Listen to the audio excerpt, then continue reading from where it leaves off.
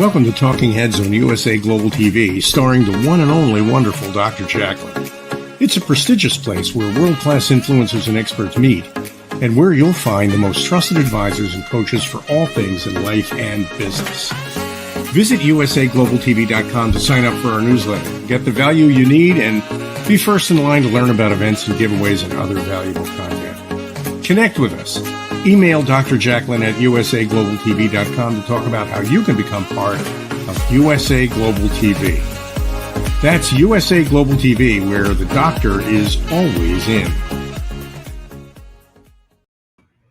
Hello, everyone. Welcome. Good morning, good afternoon, good evening, wherever you are in the world. We're so happy to have you here on USA Global TV and Radio.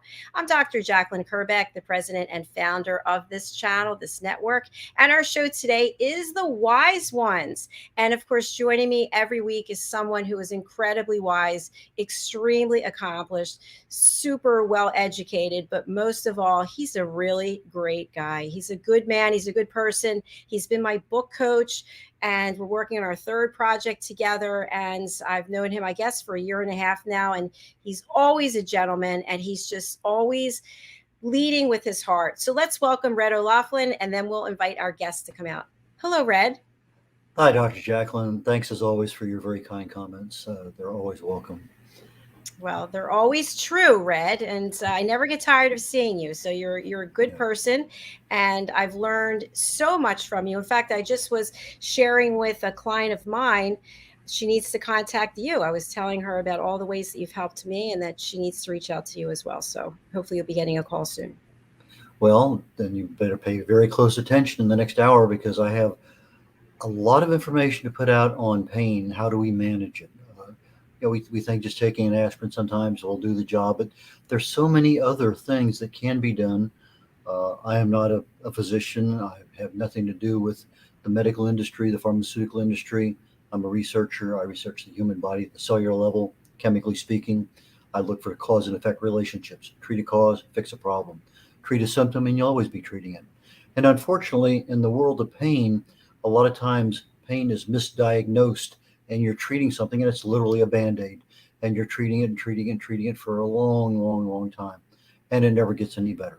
Well, today, hopefully I'll provide some awareness, a little bit of education, some guidance that will allow you, not on your own, please always consult a medical professional, your doctor, especially if you're on any kind of prescription meds, because you never know what you might be doing that could be harm, because there's just so many things out there, side effects of medicines and things, and you add something to it, even though it may not be a prescription, you just don't know how the body reacts. If you can't get in touch with your doctor right away, generally speaking, your pharmacist has a wealth of knowledge with regard to a lot of things in that regard.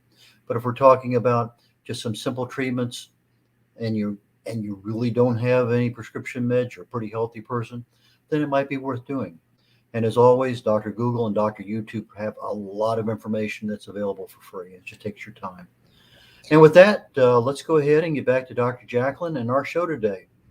Thank you, Red. And I think what people want to know is, when can they hear this information about pain? And it's on the show after this. The show after this is Red's show. It's called Talking Heads. So please do stay tuned for that. Okay, our guest today is backstage. She's joining us from Canada, and I'm excited to get to know him. His name is Doug Lawrence. He's an international certified mentor, and he's a retired Royal Canadian Mounted Police officer. He knows his share of mental health issues and pain, especially recently grief with the loss of his wife last year. So let's welcome to the Wise Ones, Doug Lawrence. Hi, Doug. Howdy, Doug. Hello. Nice to have you with us today. Thank you so much. So just in the introduction, and when I was putting together the promo for the show, there's so much that you're good at, and so much that you've accomplished, and so many ways you're helping other people. But let's hear a little bit about your backstory. Why don't you start with being a Royal Canadian Mounted Police officer, and then take us from there, if you would, or anywhere you want to start from. Oh, maybe I'll just go back maybe just a little bit then. I'm from Regina, Saskatchewan, Canada. So I'm a Saskatchewan farm boy, born and raised, and got to experience the Royal Canadian Mounted Police coming to our farm, and as a result of the relationships and that I built with them, I ended up deciding that was the path I wanted to take. And so I joined the force and came here to Regina to get my training in before I got put out into the field. So I took my training here in Regina in 1974, and I had 25 years of very interesting times in the Royal Canadian Mounted Police, and some maybe not quite so interesting. And I went from the Royal Canadian Mounted Police after 25 years. I ended up going into management consulting, into some leadership positions, and then eventually started my own company in the fall of 2009, focused purely on mentoring. Thank you. That's you're exceptional in so many ways, and I really do appreciate it. So something I'd like to touch on, then I'll go over to Red. When we think about a mentor, how is a mentor, if at all, different than a coach or a consultant? I kind of figured that you'd probably go there at some stage. So the difference for me in any way is when it comes to the difference between a coach and a mentor. Coaches are typically, from my perspective, people that are brought into organizations or already exist in an organization, and they're there to deal with performance-related issues, to help an employee get back on track and get moving ahead. Typically, the relationships are shorter in nature, and they're driven by the coach themselves. In the case of a mentor has a long-term relationship. So if I look at some of the folks that I'm working with, we've been working together for 7 or 8 years now, and we just continue. The relationship continues to evolve and continues to grow as well. The person I'm working with, my mentee, is I'll use that terminology. They are someone that sort of drives the relationship. So when I go to meet with somebody, they will tell me when or what it is we're going to be talking about, and my job is to guide, not to tell, but to guide. And so that's another difference, I think, between coaching and mentoring, certainly from my perspective. And I think I know that there are similarities in what it is that we do as a coach and as what we do as a mentor. And that's what definitely makes the two very compatible. And then when you had mentioned a consultant, or we'll use the word consultant, to some extent there is a bit of that, but not as much as there would be in the relationship between coaching and mentoring. Thank you very much. Red, over to you. Yeah, I think there was a very good point you made there, Doug, with regard to guiding versus telling. You know, a lot of times people don't want to be told what to do, even though it's, eat healthy, exercise, whatever it may happen to be. We know we should be doing it, but we don't want to be told to do it. But sometimes being guided along, and there was a lot of things I do, is I want to know why. And so when I understand why, then I kind of want to do it. So there's a difference between wanting to do something and loving to do something, because we've passed that little hurdle. And I think you hit it right on the head when you said mentors guide their mentees, because that really and truly connotates a different perception in my brain with regard to that relationship. That's a much closer knit relationship to somebody, because you're there and you're really giving that advice specifically what's needed at that moment, I believe. Is that a fair statement? Yeah, that definitely is fair. And the other thing that I think that we want to take into account is that if I tell you what to do, I become accountable for the outcomes. But if I guide and ask questions to guide you to where we need to go, you end up being accountable for the outcome when you take that information that I may have shared, and I'll use the term lived experience, which is what mentoring is about, is sharing my lived experience, is as I share that, and you take that information and you go and put something into practice or into place, you're assuming accountability for that and not me. And a good example for that I like to always use is when you work with somebody, say you're job coaching, so you're helping them find a job, and you end up where you help them, they see a job that's all glitter and all sorts of things, and they think it's going to be the be all end all, and they say, should I apply on this job? I usually say, I get them to go through a process where they will do a checkbox sort of thing exercise based on the competencies that they have and what they're looking for in the job. At the end of the day, what I want them to be able to do is to make the decision on whether they want to, say, leave where they are and go someplace else, or stay and maybe work on their professional development so that they can advance further in the organization. But the bottom line here is, at the end of the day, they are accountable for those career decisions, not me as their mentor. Very nicely said. That is a real distinction, and I think that to me was the clarity that I needed to understand the difference, because that accountability, when I'm told to go do something and I go do it, and it happens to be good, well, I didn't do it on my own. I took somebody else's advice. Not they told me to do it. Okay, so that I think is a very clear indication. What do you think, Dr. JACALYN? I definitely would agree. And I actually have a hat as a coach and as a mentor myself in two different ways.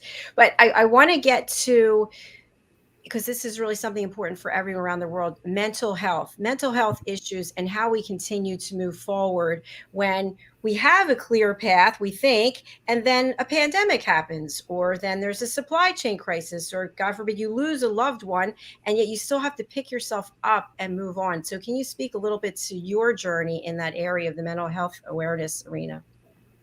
So I certainly can. And as a result of my 25 years of law enforcement experience, I was exposed to a lot of traumatic events, and some that, are they're very traumatic. So witnessing, death and I was in places where I had to transport the body of somebody who, say, took their own life. I had to transport them to the closest morgue, which was 8 hours in minus 40 below weather. I had to transport them in a police vehicle, and went through that, having to experience all of those things. And there's more to that story than that. The story actually goes back to this being a young person who had just made the adult men's hockey team and was excited about going to play down the road to play the neighboring community, and goes home to share that great news with mom and dad, only to find that mom and dad are completely obliterated from drinking alcohol. They had no idea what was going on.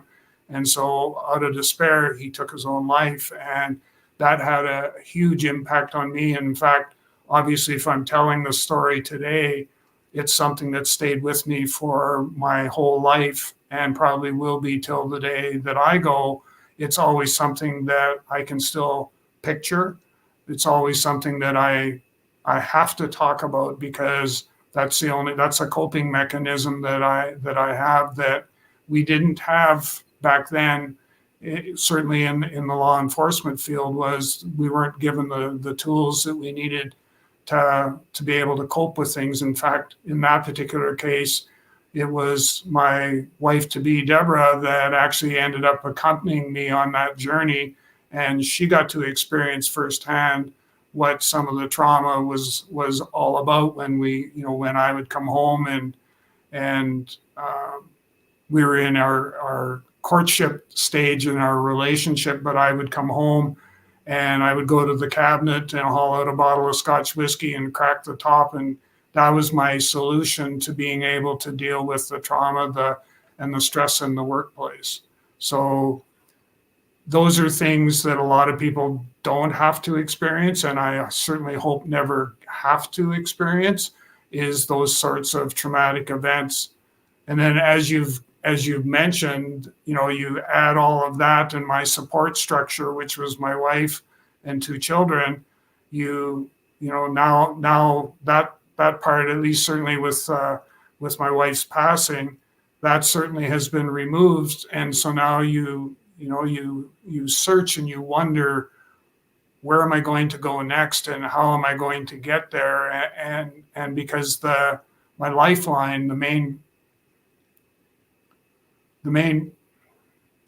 main person that I could always turn to isn't there anymore. Doug, thank you for your transparency and sharing this. I know it has to be hard. A question I have for you is, as a man, because we have another program that is a program for men, and men have shared that it's very hard for men to open up to, they need men, but it's hard to actually share what you're feeling. What are your thoughts about that? I'm probably the opposite. I probably, just us having this conversation today is extremely therapeutic for me. And any opportunity that I get where somebody asks the question, how are you doing and all of that sort of stuff, I basically, I guess what the best way to describe it is, I can't wait to start to tell how I'm doing and tell my story and what's going on. And I don't have a problem. Like my emotions, I wear them on my sleeve. I can, well, a good example, and I've told people that, you'd be surprised the impact that it has on you, and you have to be certainly open to the roller coaster ride that you're going to go on when it comes to dealing with grief. I can be standing at in the grocery store at the gift cards part and looking through for to get a gift card for one of my family members and start to cry because that's something that Deborah would do, or we would do it together. And now it's me. And kind of people be kind of, what's wrong with this dude? And, being able to just deal with that yourself, to be able to say it's okay to show my emotions. And like I said, for me, if I couldn't tell my story, I'd have all that stuff pent up inside, and that's not good for us either. You say that telling the story is very therapeutic and it's a coping mechanism. Are there other coping mechanisms that are also effective that you found?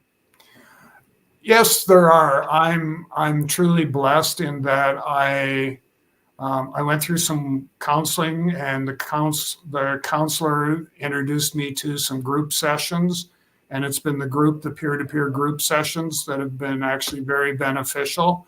But what's been even better is, out of the larger group session that we had, 4 of us kind of broke away, and the 4 of us, we chat. We have a Zoom call every Wednesday for just an hour, just to touch base and see how each one of us is doing. And if one of us had a bad day or is having a bad week, the rest of us prop that person up and help them get back on track and get moving forward. And probably the most important thing is that we all know we're not alone, that there's somebody else that's experiencing something similar. They may be dealing with it differently, but we're all experiencing something similar. So it's okay to come out of the closet and put your hand out and say, I need help. It's okay to cry in the grocery store. It's okay to maybe not go to family events or other events at that particular time point because it just doesn't feel right. And you need more time to process the grief and all of those things. And that's okay. That's okay. Is your job as a mentor also extend into this area of coping and grief?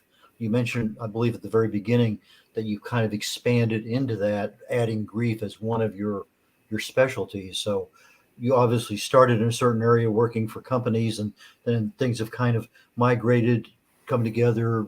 And so what exactly do you do right now in your mentoring so that our audience can appreciate your skills? So I'm a volunteer mentor for the Sir Richard Branson Entrepreneur Program in the Caribbean. So I work with young entrepreneurs who are starting their business, and there is an element of mental health that's part of that. I'm also with an organization here in Canada that does somewhat similar. They provide somewhat similar services. So I work with them as a volunteer mentor, and ironically, in that particular case, there's also a mental health component to it, and we'll talk about that here in a minute. And then I'm also a volunteer mentor with the American Corporate Partners in the United States, helping service personnel transition from service life to civilian life. And again, there is a mental health component to that. And then my mentoring practice, I guess, is one that touches on mentoring in general, but I also have the mental health component that's part of that as well. So through referrals, through organizations, in each case, all asking if, is there something you can do? Can you help, an employee of ours, or my best friend is struggling, would you mind having a conversation with them? So all of those things are things that there was a shift, and you're absolutely correct.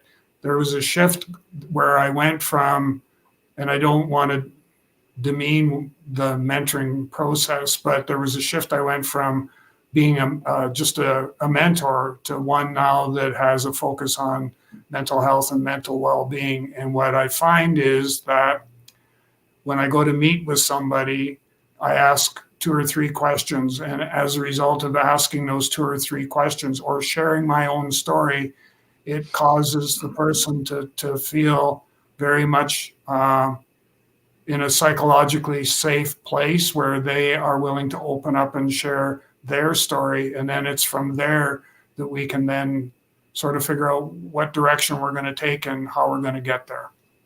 Okay.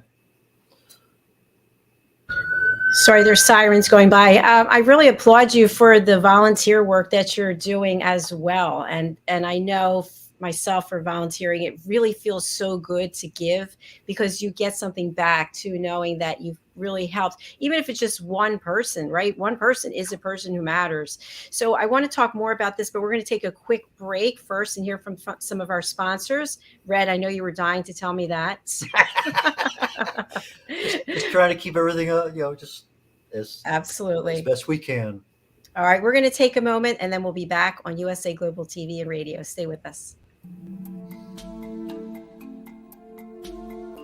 Take a moment. Take a moment. Take a moment. Take a moment. Take a moment. Take a moment. Take a moment. Take a moment. Take a moment. Take a moment. Take a moment. Take a moment. Take a moment.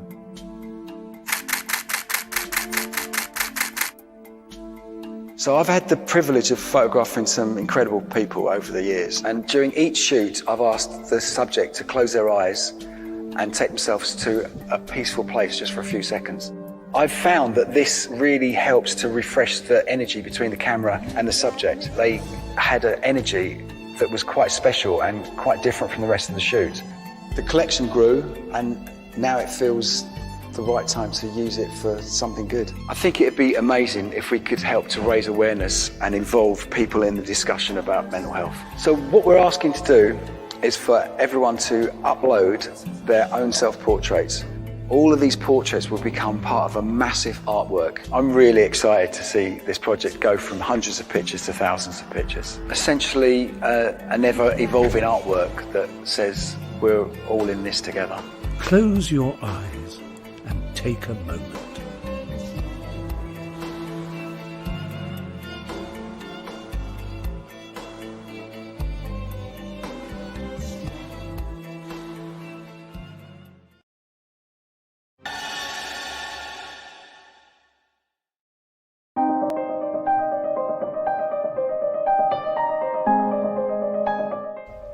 Good morning, everyone.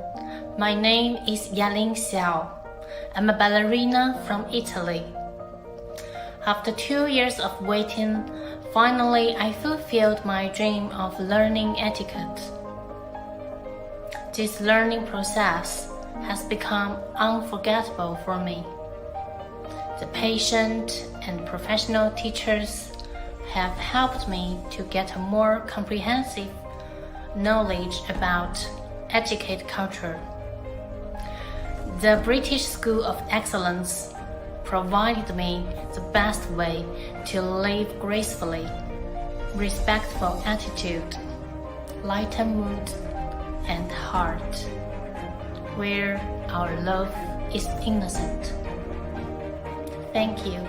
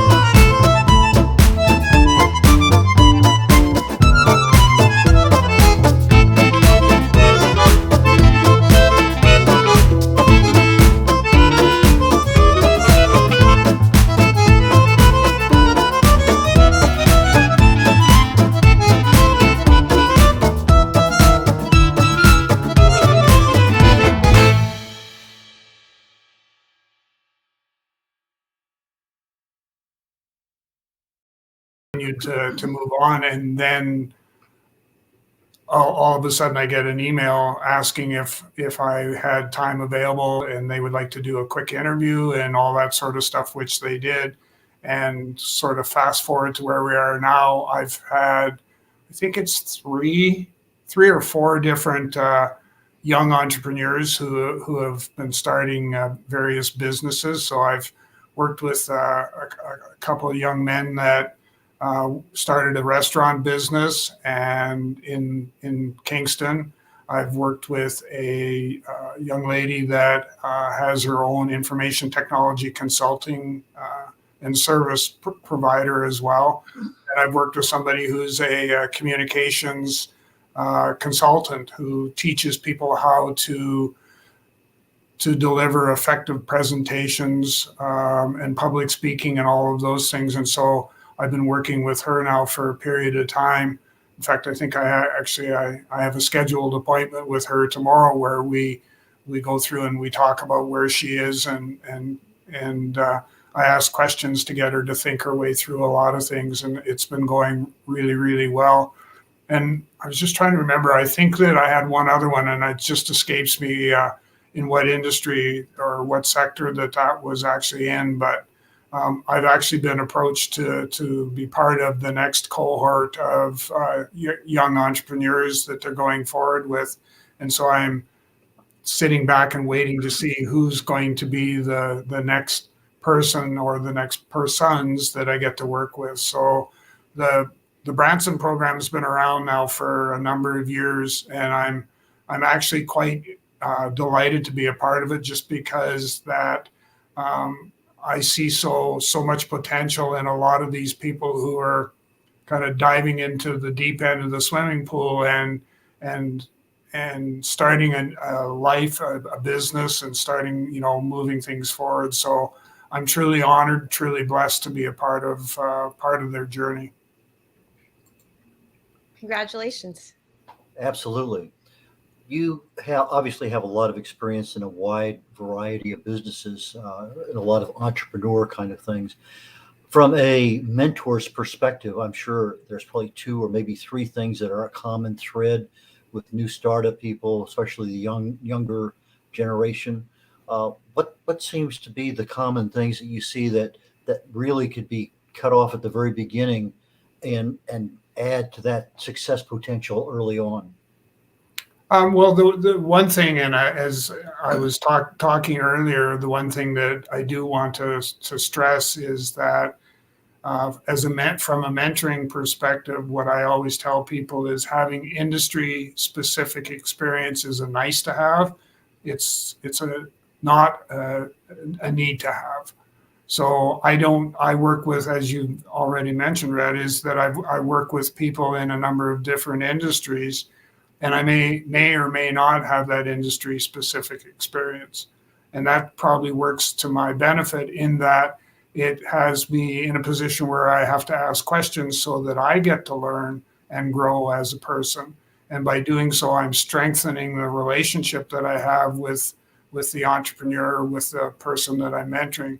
I strengthen the relationship, and I also demonstrate that I don't necessarily know everything, but together we can ask each other questions and work our way through it and be able to resolve any issue that comes up. So there's that part. So to get to specifically answer your question, some of the things that I find that for young entrepreneurs is, number one is the vision and sort of the commitment to that vision. So there's a lot of times where I find that people are, I think I want to do this. And so I usually get them to go through, what's your purpose? What's the purpose? Who are you serving with this particular type of a solution? And how are you going to, to be able to move forward? The next thing that I find that is quite interesting and ironically fits quite nicely into a lot of the work that I'm doing is that a lot of people are, number one, trying to start a new venture, a new business, and are struggling with their self-esteem, self-confidence, self-worth. So they struggle with that, which ties back to the mental health story as well. And I'm also finding that a lot of people, just because of all the things that are going on in the world today, there's a lot more stress, there's a lot more anxiety, there's a lot more depression, and all of those things have a huge impact on a person's ability to be able to move their business and their business venture forward. And so it's a matter of us working together to be able to resolve that. I'm really glad you brought that up on the self-esteem and that part, because I know that there's stress with starting a new business, but stress and mental health, yeah, there's a connection. But when you start bringing in the self-doubt and the self-esteem, and I can easily see that mental health aspect starting to raise up in the business success story down the road, because it's a tough one. It really and truly is. That's a very good point. I'm glad you made that connection for me. Yeah, and I worked with a person who, when we were having our conversation, I asked the question, so, what's the value that you're going to be bringing to the business community? And they couldn't answer. And so as a result of that, I kind of had to, as I sometimes call it, I peeled back the onion skin to see what was underneath. And there was all of this trauma that they had gone through in their childhood that resulted in them not having a real deep-seated belief in what they were capable of doing. And we needed to deal with that in order to be able to help them move forward. And we've done that. And now you have, as I say, standing before me is a very successful individual who has taken what was not so rosy of a picture in the past and has turned it into a very, very beautiful picture now, where we have somebody who is not only offering a service, but is filling a need that's needed in the community. And they actually believe in themselves and their calling. And that's, we sometimes forget what our calling is. Great So points true. that you're sharing. Thank you. And a question that I have is, we're all entrepreneurs, is that as our businesses grow and get to certain thresholds, not everyone's happy for us. And there are people who throw rocks, whether they're small rocks or they're giant boulders. So how do you prepare or work through these things to let the young entrepreneurs know that, hey, you probably should expect this because not everyone's going to be happy for your success? Well, and it's interesting you should bring that up. I always like to tell the story of when I was thinking about joining the Royal Canadian Mounted Police, and I was working for a company in a neighboring city. And what ended up was a lot of the people that I was working with, who you would normally think would be very supportive, said, I don't know why you're even thinking of getting into the Royal Canadian Mounted Police, because you won't get out of training. You'll end up crashing and burning, and it's a waste of time.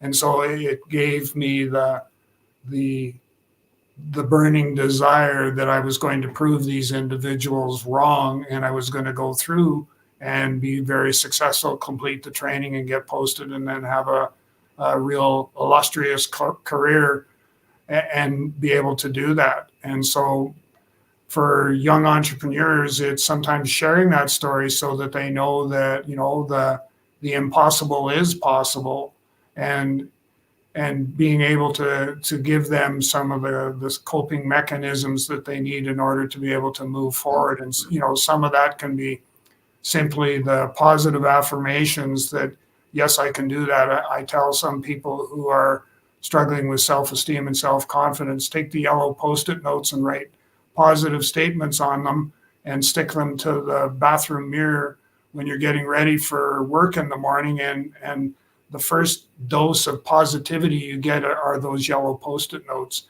And that can be all that it takes sometimes to turn a bad situation into a good one. I like that. Thank you. And just as a follow-up question, I often think of babies, young children, and how they're trying to crawl, they're trying to stand up, and typically they fall, and everyone encourages them, come on, you can do it, you can do it. And then as we get older, it's kind of like, no, stay down, we don't want you to get up, right? So we also have to pick and choose who we keep around us and who we actually work with as mentors and coaches that can help lift us to the area that we need to go and pull things out of us that we didn't know were there.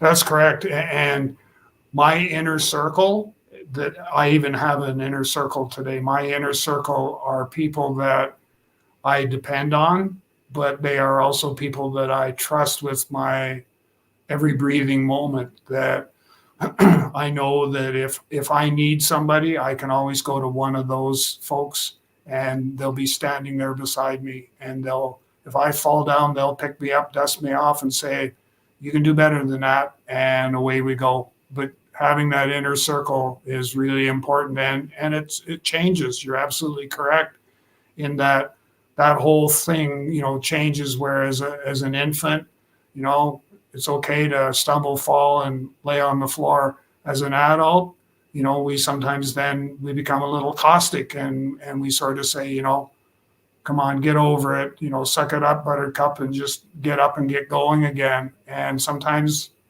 the reason we fell, there's a reason why we fell and why we're struggling to get back up. And as a mentor, I need to figure out what that is. Thank you very much. Red, we have time for one more question. Thank you so very much, Dr. JACALYN. Doug, when I was starting in my entrepreneurial thing many years ago, I had a mentor, he had a mentor, and that mentor had a mentor. So I guess the question is, how many mentors do you find that have other mentors to help them through that process that they need? Because obviously there's different levels of need and, I guess, understanding. What's been your experience in that?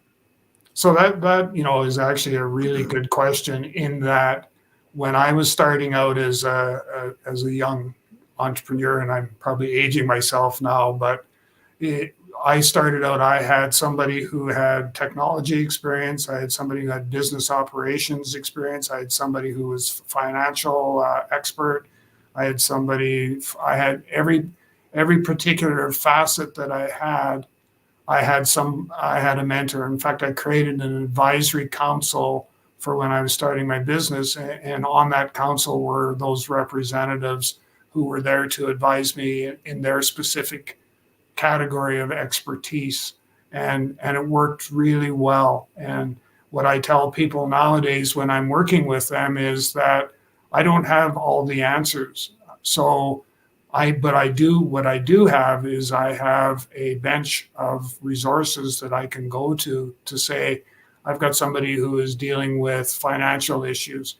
Would you mind spending some time with them? And they're more than willing to do so. Fantastic. Thank you for that. Thank you so much, Doug. I've really enjoyed meeting you, and I know there's a lot more we could talk about. So please do come back on this show or the business show or any of our other shows that you feel resonate with you and your messaging. Thank you so much. I appreciate that.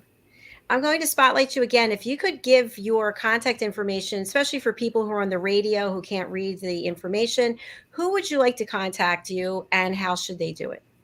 I'm open to people reaching out to me, no matter the reason or the cause. You can reach me obviously through the website www.talentc.ca. That's talent with the letter C on the end.ca. You can reach out to me through my LinkedIn profile. So just do a search on Doug Lawrence and I hopefully will just pop up and there we go. The other part that you can also do is just send me an email message direct, and that can be as simple as Doug.Lawrence, and that's LAWRENCE at TalentC, so the word talent with the letter C on the end.ca, and I'll do my very best to get back to you as quickly as I can.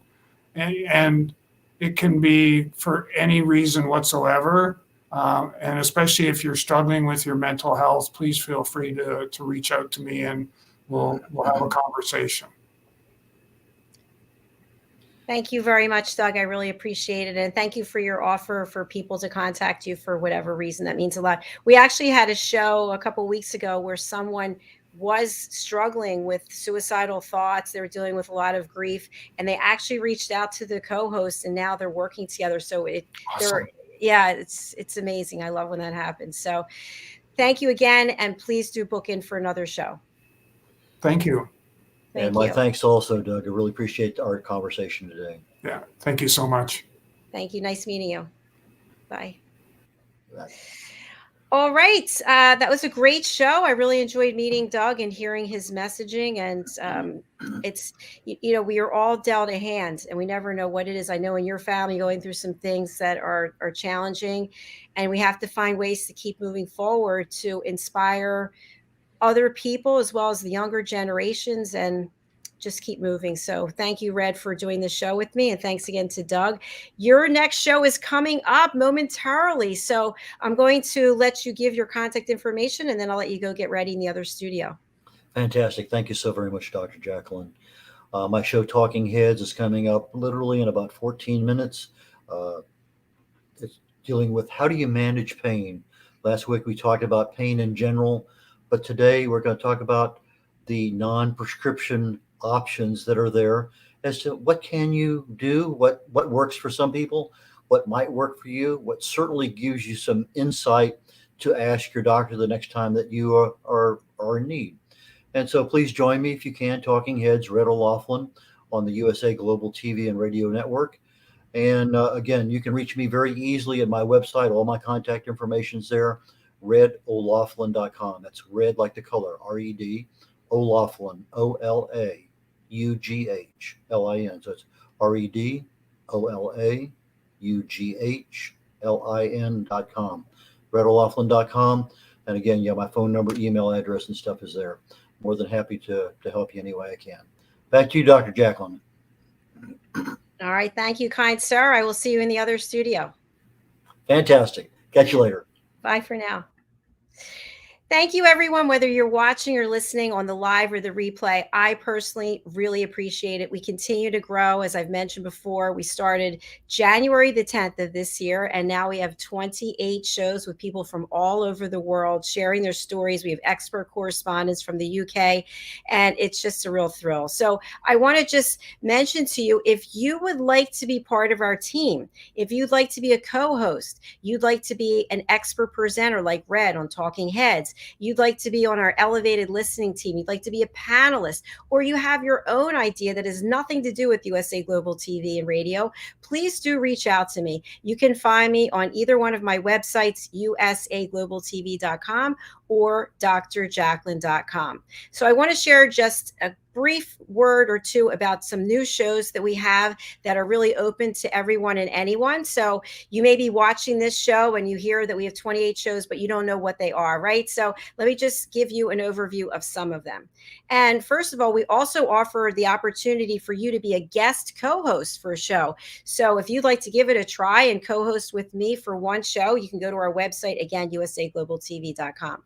Okay, so I have a new show coming out. When I first started out 2 years ago, when I left my corporate career, I was on the radio, and my show name was Rapping with Dr. JACALYN. And it's kind of a tribute to my father. His name was Jack, and we used to say Rapping with Jack, and everybody would pull their chairs around. My dad was a great listener. So I had it trademarked, and then I didn't do anything with it as we continued to grow. So now I've brought it back. We have a new show called Rapping with Dr. JACALYN, a show about nothing. So you're probably wondering, what does this mean? Well, there's a very famous sitcom that was on for years, and this show was basically about nothing. So you can go ahead and book in on usaglobaltv.com, and there's no script. There's no topic. It's just you and me. I don't know you. You don't know me. And we just sit and have a conversation with the rest of the world watching. So if that's of interest, it's open to anyone and everyone. There's no charge. Okay. Our next new show is The Amazing Adventures of Lady Ella, the Listening Mentor TV and radio show. This corresponds with a new book that I am writing with Mariska Duprier in New Zealand. It's one of 7 books that are to teach children and their parents how to listen at an elevated level. Each of the animal characters featured here on the cover represent a real person who has taken my course, The Power of Listening, and they got certified as an elevated listener. So we watch role plays about different scenarios people get into, and we look at these role plays and realize, oh my gosh, that's me. That's the same thing I'm doing with my husband, my wife, my business associate. And so that's how people learn. So this new book is coming out, and the show features the characters who are in the book. So I'm Lady Ella, the Listening Mentor, and Lady Ella is actually my great niece, and she is just about to turn 1 year old. So I'm celebrating her. And our other new show is Dr. JACALYN's Book Club. This is a program that's all about children's books. I truly believe that children's books are also for adults, and we can all learn something. So if you have written a book that you think is appropriate for this show, you can actually send it to me. You can get the address off of Contact Us on my website. All right, and just a couple of others that I will spotlight. We have A Woman's Prerogative.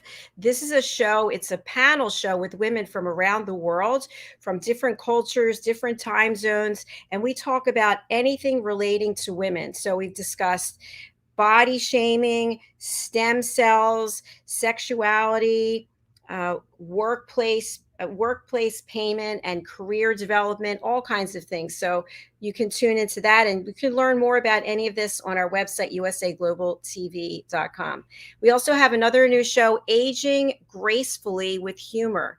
This show really spotlights taking away the fear of aging, looking at getting older as a gift, and how can we celebrate it instead of dreading it. We also have The Power of Etiquette and Manners, which is a program with Philip Sykes. He's my co-host from London.